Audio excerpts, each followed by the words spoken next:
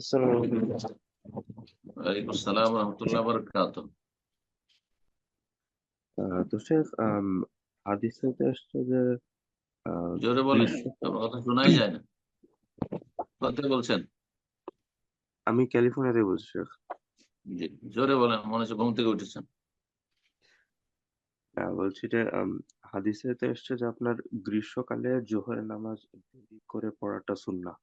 তো এক্ষেত্রে কিছুই আমি শুনলাম জানতে না। চাচ্ছিলাম যে কতটা দেরি করতে হবে এক্ষেত্রে, যদি একটু বুঝিয়ে বলতেন। জাযাকাল্লাহ সকাল খাইর। সন্ধ্যার জিকির না কি? জোরে একটু শুনলাম না তো আমি। কি সকাল সন্ধ্যার জোহরের জিকির সালাতের বলছেন? কথা বলছে শেখ? মানে হ্যাঁ, জোহরের সালাত। গ্রীষ্মকালে জোহরের সালাত। সকালে। গ্রীষ্মকালে জোহরের সালাত। সকালে কেন জোহরের সালাত পড়বেন? না, দুপুরে জোহরের গ্রীষ্মকালে সালাত। শেখ।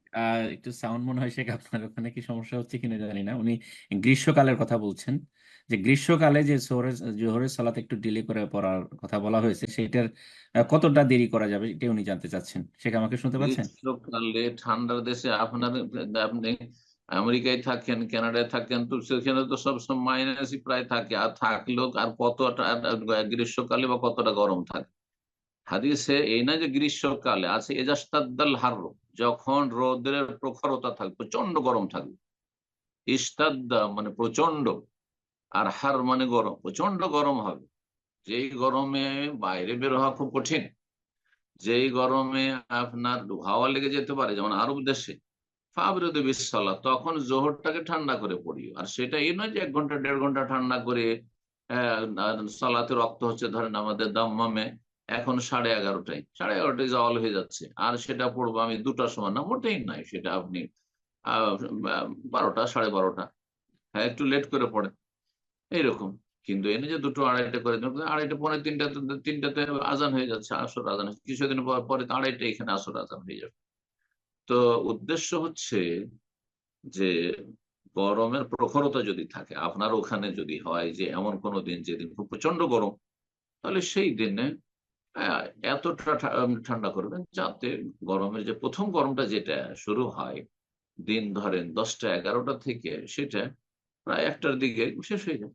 1টার দিকে সেটা কমে যায়, কমতে লাগে, তখন মাইনাসের দিকে চলে যায়।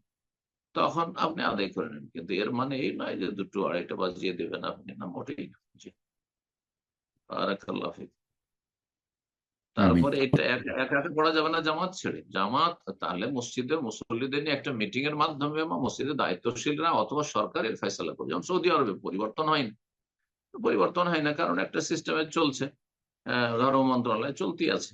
তো আর এটা উত্তম হুকুম, এটা কোনো ফরজ হুকুম নয় যে আমাদের ঠান্ডা করতে হবে, নামাজটাকে ঠান্ডাতে পড়তে হবে।